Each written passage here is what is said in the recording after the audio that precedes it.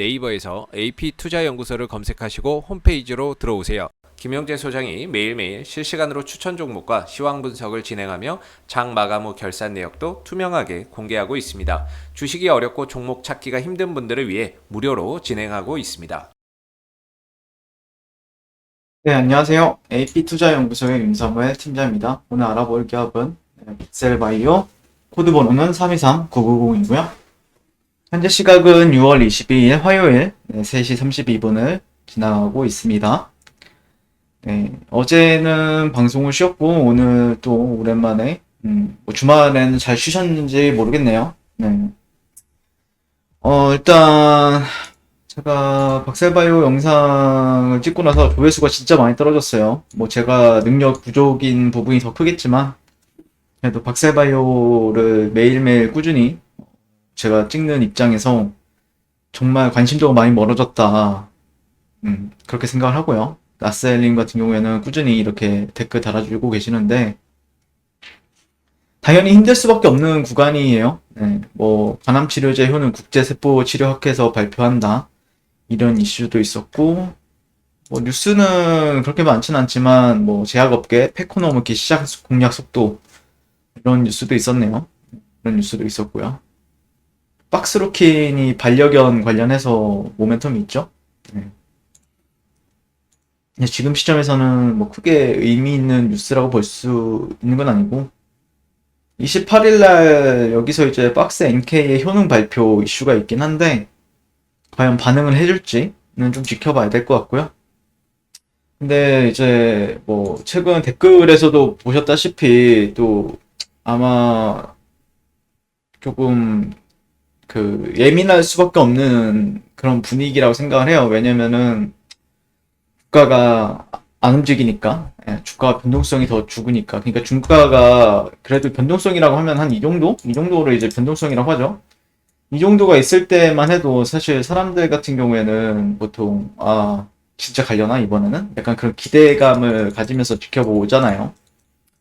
근데 그게 아니고 이렇게 오히려 변동성이 정말 없는, 어떻게 보면은 이게 뭔가 꿈이었을 정도로 그렇게 생각할 수 있을 정도로 변동성이 없는 흐름이다 보니까 당연히 이제 좌절이나 아니면은 어떻게 보면은 좀 예민할 수밖에 없는 구간이다라고 생각을 하고, 그다음에 저 역시도 어떻게 보면은 조금 조심스러운 부분이 있어요. 왜냐면은 굳이 긁어 부스럼 만들기도 싫고 그런데, 근데 뭐 매일같이 하다 보니까 약간 습관적으로 이렇게 리뷰를 하고 있는 것 같긴 한데, 네. 네, 이런 사이클은 너무 많이 나와요, 시장에서. 이 박셀바이오 이게 쓰레기라서 그런 게 아니라 안 움직이니까 쓰레기다. 이렇게 생각할 수 있는 분들도 계시는데, 네. 실제 시가총액 1등이라고 하는 게 이제 금이죠, 금. 네. 이게 이제 금의 주간 차트예요. 주봉 차트입니다, 주봉 차트. 보시면은 금도 어떻게 보면은 상승 랠리가 뭐 이렇게 보면은 박셀바이오랑 뭐 별반 다를 게 없죠. 저점 대비해서 거의 얘도 한 800%, 그러니까 8배가 올랐죠. 그러니까 박셀바이오로 따지면은 이 구간이라 보시면 돼요. 이 구간. 그리고 나서 금을 한번 볼게요. 금도 이런 식으로 이제 쌍봉을 맞고 여기서 이제 반등을 보여주죠. 자, 이 그림이랑 이 그림이랑 이거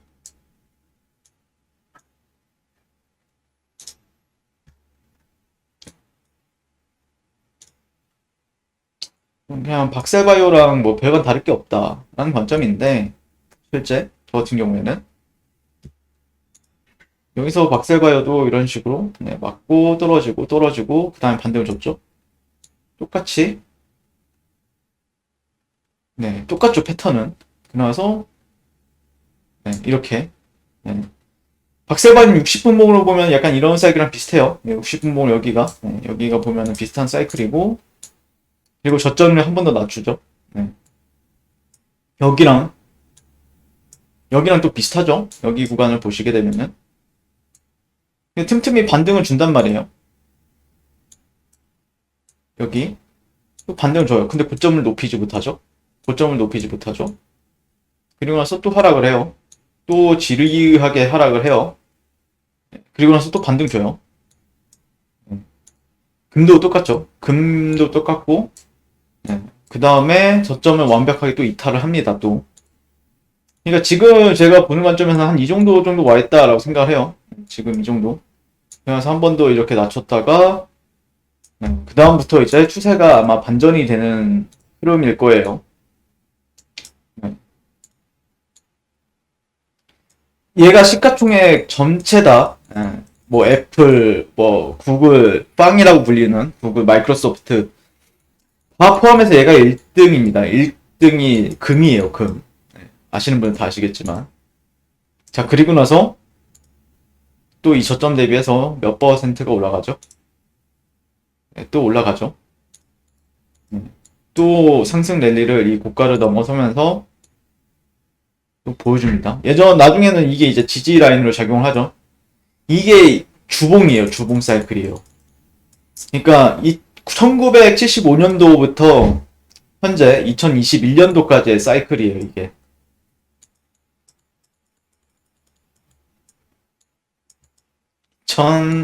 2021년도까지의 사이클이거든요. 이게. 그러니까 대략 여기랑 뭐 이런 흐름이죠. 얘도 어떻게 보면 이렇게 떨어졌어야 되는데 올라가는 느낌이고요. 자, 그리고 제가 이제 비트코인에도 비유를 많이 하는데 비트코인도 똑같아요. 네, 비트코인도 똑같습니다. 네. 얘도 지루하게 움직일 때는 이런 식으로 움직이다가 횡보 많이 하죠. 이게 별거 아닌 것 같아도 2년이 넘어요. 이게 2년이 넘고 얘도 일봉으로 볼게요. 네, 똑같아요. 진짜 다 똑같습니다. 똑같죠?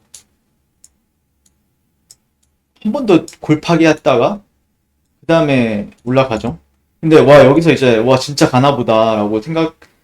이제 금 같은 경우에는 여기서 이제 이런 식으로 올라가는 사이클을 보면서 갔지만 얘 같은 경우에는 팬데믹이 한 번 발생을 해가지고 한 번 더 저점을 확인하는 작업을 해요.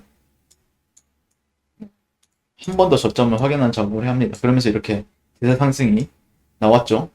지금 뭐 비트코인이 안 좋다라고 해도 가격이 예전 2017년도, 2018년도에 비하면은 훨씬 위에 있죠. 훨씬. 얘 같은 경우에는 그래서 만약에 저점 대비했을 때 내가 대충 이 구간 어디선가 샀다고 해도 한 16배? 16배 수익이 났죠. 네. 그래서 뭐 박세바이오 같은 경우에 진짜 예민할 수밖에 없는 상황이지만 그럼 금이 그렇게 움직였다고 쓰레기는 아니잖아요. 여러분들. 괜히 시가총액 1등이 아니잖아요. 비트코인도 지금 전체 시가총액 다 포함해서 거의 10위권 안에 들 거예요. 전 세계 10위권 안에 드는 종목이죠, 이거. 상품이죠, 상품. 금도 세계에서 가장 시가총액이 큰 상품이고. 근데 이런 거는 너무 많이 일어나기 때문에 그러니까 분명히 제가 나중에 뭐 그냥 예전에 막 100만 원 간다 박세바이오 뭐 이런 얘기를 한번 한 적 있었잖아요. 네, 뭐 썸네일로. 그러니까 이게 제 입장에서는 뻥은 아니라는 거죠. 그러니까 한번 속아 넘어가 봐. 약간 이런 느낌이 아니라 그런 사이클을 많이 보여줬던 게 앞에도 뭐 비트코인만 그랬겠습니까? 다른 상품들도 다 한 번씩 찾아보세요. 그러면은 진짜 이런 사이클은 너무 흔하게 일어나는 사이클이에요. 그래서 저는 여기를 매집장이라고 부르는 거예요. 매집장이라고 부른다. 근데 단기적으로는 매매할 수가 없죠. 왜냐면 변동성이 없기 때문에. 단기적으로는 매매할 수가 없다. 그러니까 단기 트레이더들은 매매할 수 없는 구간. 단기 트레이더들이 이 단기 트레이더들 단타 치는 사람들이 이 사이클을 모를까요? 다 알면서도 안 보는 겁니다, 지금은. 왜냐면 변동성이 나와줘야, 단기 트레이더들은 결국엔 이런 변동성이 나와줘야 트레이딩을 하는데, 변동성이 안 나와주다 보니까 할 수가 없는 거예요. 근데 분명히 변동성이 나와주면 결국에는 주가를 끌어올리는 거는 주체도 있겠지만, 단기 트레이더들도 이제 시장 참여자들이 참여를 하면서 주가를 올리게 되거든요. 그러니까 나는 제가 바라보는 관점에서는 지금 구간은 어느 정도 좀 묻어놓고, 내가 조금 한 몇 년 뒤에, 한 1년 뒤에 아니면은 몇 개월 뒤에 좀 보겠다, 이런 사람들의 영역이다라고 생각을 해요.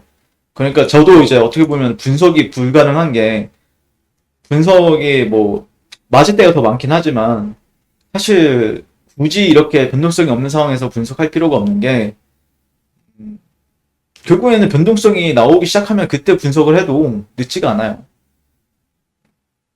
그래서 여러분들 너무 낙담하고 있을 필요는 없다라는 관점이죠, 지금. 낙담하고 있을 필요는 없다라고 생각을 하고 있고, 분명히 변동성이 없으면 또 변동성이 생기는 날이 오니까요. 네. 변동성이 또 한 번 주체 입장에서, 세력 입장에서 본다라고 하면은 이렇게 한 번 해먹은 적이 있잖아요. 어쨌든 뭐 박스 루킹이 되었든 박스 NK가 되었든 그런 걸로 한번 해먹었던 적이 있다라고 하면은 더 크게 해먹을 수 있는, 절대 한 번으로 안 끝내요. 그래서 좀 여유를 가지고 또 해먹을 때까지 기다리는 그런 자세도 필요하다. 결국에는 금도 어떻게 보면은 전 세계에서 가장 큰 자금을 가지고 있는 세력들, 비트코인도 그렇고요. 그런 사람들이 주가를 움직인다라 보시면 되는데, 얘도 어떻게 보면은 분명히 또 해먹을 날이 올 것이다라고 바라보고 있습니다. 예전에 뭐 신라젠처럼 되는 거 아니냐라고 질문 주신 분들도 있는데, 신라젠이랑은 사이클이 많이 달라요. 제가 바라보는 관점에서는요. 신라젠 같은 경우에는 예전에 제가 한 뭐 3년 전 이렇게 이제 분석했을 때, 예전에 저도 이제 유튜브로 분석을 했었거든요. 그러면은 저라면 매매를 굳이 안 한다라는 관점이었는데, 왜냐면은 조금 느낌이 달랐죠, 예전에. 근데 박세바이오는 제가 바라보는 관점에서는 조금 사이클이 좀 남다르다라고 생각을 해요. 그러니까 좀 크게 가는 종목들의 특성을 가지고 있어요, 얘 같은 경우에는요. 그래서 조금 뭐라 해야 될까요? 제가 바라보는 관점에서는 조금 여유를 가지고 기다리다 보면은 대시세가 나올 때가 또 나온다라는 관점이니까, 그런 관점에서 한번 지켜보자 라는 의견 드리면서, 네, 오늘 영상을 마치게 될 것 같고요. 네, 저희 김영재 소장님께서 아침마다 무료 추천 종목, 좀 탄력적으로 움직일 수 있는 종목도 추천 도와드리고 있고요. AP 메신저 가시면은 저희가 운영하고 있는 텔레그램 방으로 초대를 또 도와드리고 있습니다. 이 부분도 참고하셔서 잘 매매하셨으면 좋겠습니다. 감사합니다.